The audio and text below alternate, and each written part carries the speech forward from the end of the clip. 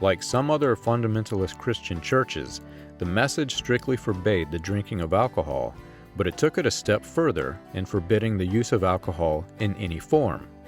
The drinking of liquor, wine, or beer was harshly condemned by the prophet, but most pastors in the message also condemned cooking with alcohol.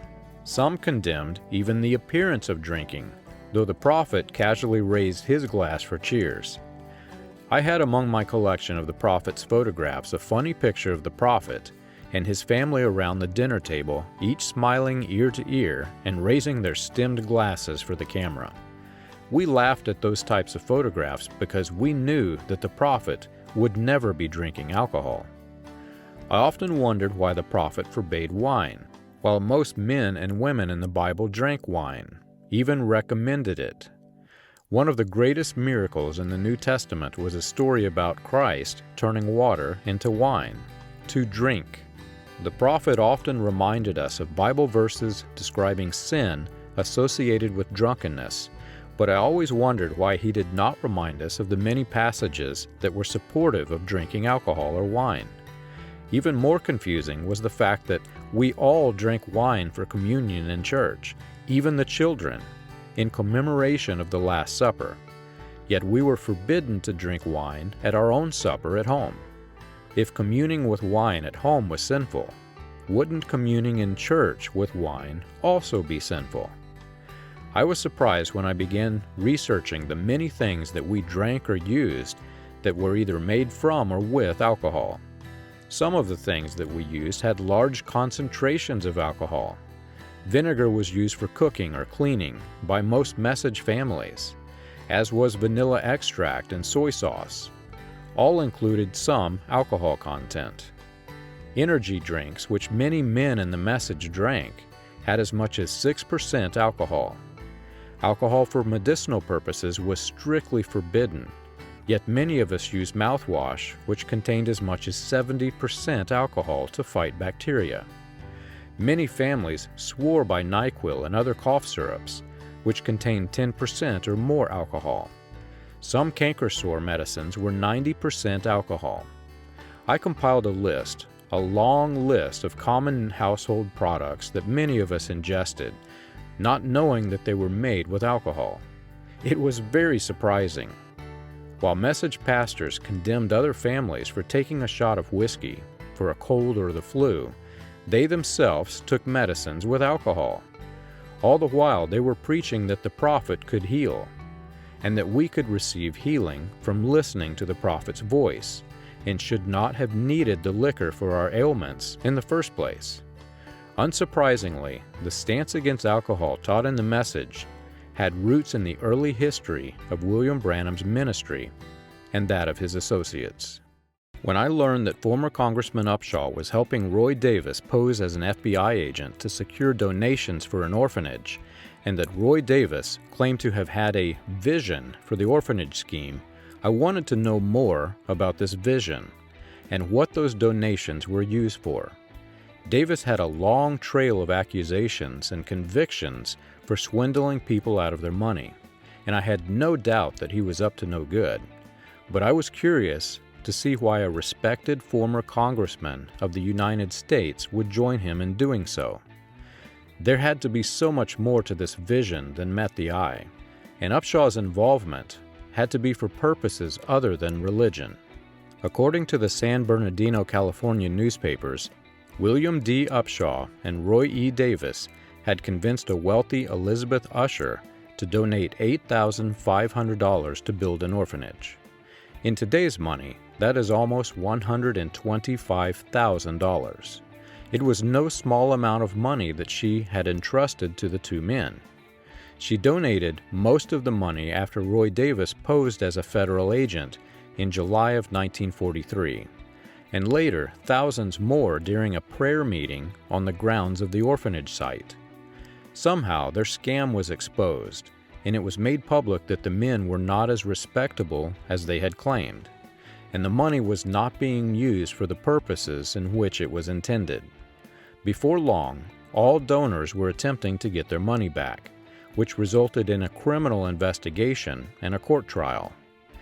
During the trial, attorneys for Elizabeth Ussher informed the court that Ussher was not the only victim defrauded, and that Davis was armed with a firearm, which was a felony in California. I wondered, what did Davis need with a firearm in an evangelistic meeting or a children's orphanage? Multiple people witnessed Davis posing as a federal agent. One of them, a Baptist minister, witnessed Davis making the claim as many as 10 times. Reverend John Williams testified to the court that the records seized by the government officials were not correct, and that the money was being used for an unknown purpose. He told the jury that Davis kept 2 sets of accounting books. One book was for the public to see, and the other one was to be kept private. The name of the other witness called to testify was a name that I was already familiar with. Miss Lily Galloway of Santa Monica was present with William Upshaw and Roy Davis at the time that Davis claimed to be a federal agent. Lily Galloway was a name that I stumbled onto while researching Congressman William Upshaw, as he led the battle against liquor in the Prohibitionist Party. Mrs. Galloway was also very vocal in the fight against alcohol, but this was not where I had first heard her name. Mrs. Galloway was a witness claiming that former Congressman William D. Upshaw was healed in a revival by the prophet.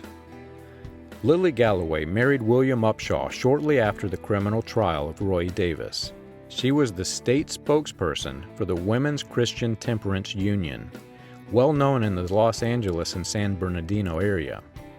In terms of the fight against alcohol, Galloway would have been the female equivalent of William Upshaw in his work with the Anti-Saloon League. Elizabeth Ussher was also a member of the WCTU and was very vocal in her support. The WCTU was very active in the Los Angeles and San Bernardino area and participated with other women's activist groups in surrounding cities.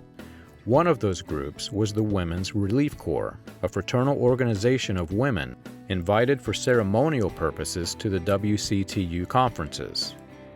After being extradited to Hot Springs, Arkansas on charges of grand theft, Reverend Roy E. Davis took a leadership role in the Upland Baptist Church. Posing as a federal agent pastor, Davis convinced several wealthy people to purchase the Monte Vista Resort to use as an orphanage. William D. Upshaw was the treasurer, a financial administrator for the orphanage. According to witness testimony, this would have made Upshaw an accomplice to the crime, since Upshaw would have been the person keeping the dual, public and private, accounting. Roy Davis was invited to speak at a WRC meeting in Ontario, California. His subject was "Things We Are Fighting For," and he acted as the principal speaker for the San Bernardino members. This would have likely been where he met Ussher, and also where he would use his claim to have been a government agent. At any rate, Roy Davis convinced Elizabeth Ussher to invest her wealth, and the Ussher Davis Children's Orphanage opened September 15, 1943. According to the newspapers, William D. Upshaw took an active role in charge of the Department of Americanism. This made me curious. Why would an orphanage need a Department of Americanism? This made me even more curious as to the motive behind the orphanage, and made me suspect that the orphanage was likely a front for the Klan. The Fiery Cross, the Ku Klux Klan newspaper, quoted Upshaw as claiming many United States citizens had alien thought. Was this the beginning of an attempt at reform? Quote-unquote Americanism was a term that I frequently encountered when researching the Ku Klux Klan. White supremacy groups claimed that allowing African Americans in white schools, jobs, and marriages was un-American, and therefore promoted their agendas as Americanism. I also came across several articles describing the many orphanages, nonprofit organizations, and other entities created as disguises for white supremacy groups after white supremacy in America went underground. The practice was so widespread that it required a special committee in Washington, D.C. to unravel the spiderweb of connections. I thought back to an article that I had found in the Shreveport Times where Roy E. Davis testified that he was present when the Constitution and laws of the Ku Klux Klan were written.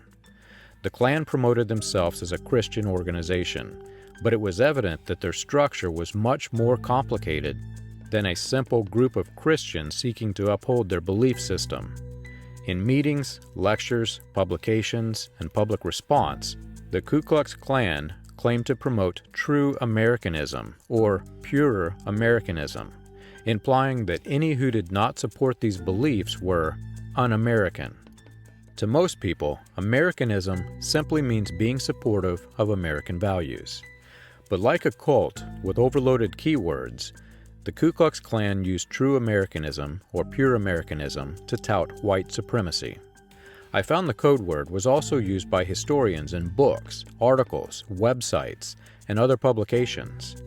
Others were familiar with the Klan's usage of Americanism. Knowing that both William Upshaw and Roy Davis were high-ranking members of the 1915 Ku Klux Klan, I also knew that the men were fully aware of the loaded meaning of the word Americanism, and the meaning that it would convey to readers of the San Bernardino newspaper when they described the Department of Americanism for the Ussher Davis orphanage. Roy Davis himself claimed to have written the Klan's Constitution. I also knew that Los Angeles elite donors would have known that Upshaw's Americanism position was unusual for an orphanage, and that the white supremacy groups in the area would have immediately recognized the keyword when it was advertised. Then it suddenly struck me. The research into the Ku Klux Klan wasn't the only time that I'd heard that term. I'd heard the term Americanism in the message when the prophet spoke harshly against specific public figures. The prophet's sermons often singled out specific public figures, and his voice resounded strongly against them. Even children in the message held the same disregard for those condemned by the prophet today as his disregard in the 1940s, 50s, and 60s. These were names that I knew more by his condemnation than their actual fame. Elvis, Arthur Godfrey, Pat Boone, Lucille Ball, and the Beatles were a few of the people on Branham's list of infamy. I never thought about why he disliked them, or why he considered them to be un-American. Suddenly, I found myself taking a crash course on pop culture and American history. Arthur Godfrey was a strong supporter of civil rights. Elvis Presley was also a strong supporter of civil rights.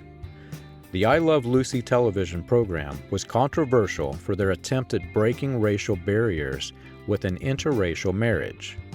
The prophet used each of them as examples of the opposite of Americanism.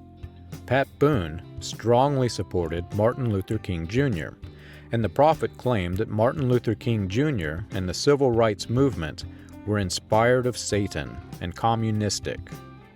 I had no idea until I did that research how much the white supremacy groups protested against the public figures such as these, or that communistic was also a term used for propaganda against those opposing white supremacy. During the communist scare, these claims carried a lot of weight. It was more difficult to prove that you were not communist than it was to prove that you were.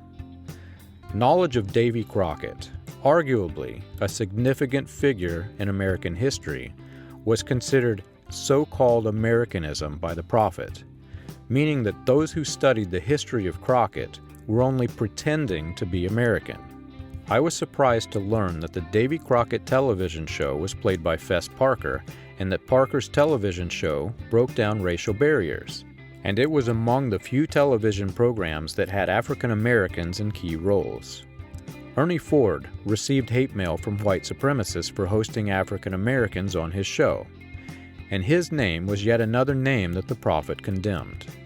There were many others, similarly popular in the entertainment industry, that the prophet could have picked on to condemn, some of which might have deserved more than a little scorn. Thousands of names across the same genres, some equally famous, could have been chosen to ridicule in his sermons, and some of the others were not even Christians. Why did the prophet choose those who were civil rights activists and supporters to condemn? The patterns that I began noticing were far too frequent to be coincidental. I noticed key figures in the message who came from cities where Roy Davis was most active. By comparing the timeline of Davis's fight against civil rights, I began to find answers to some very strange statements made by the prophet. Even more unusual was the fact that the prophet's sudden rise to fame happened about the same time that Davis completed his mission in California and moved back to Texas to begin an operation that was much, much larger and more effective. I had to pause, though, to consider this initiative for creating Americanism in the youth and what it implied. Children were being trained to be what the Ku Klux Klan considered to be true American, to support beliefs which those who opposed the Klan would consider white supremacy. How much of this training was used on me?